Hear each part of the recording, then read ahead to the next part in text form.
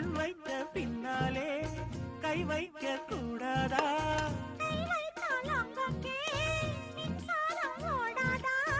என்னென்ன நான் என்ன அவள் கொண்ட போது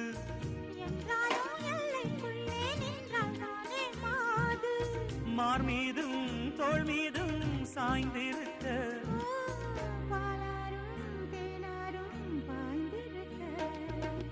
உன்னை வனத்து குயிலே நீ என்னை நினைத்து இசை பாடு.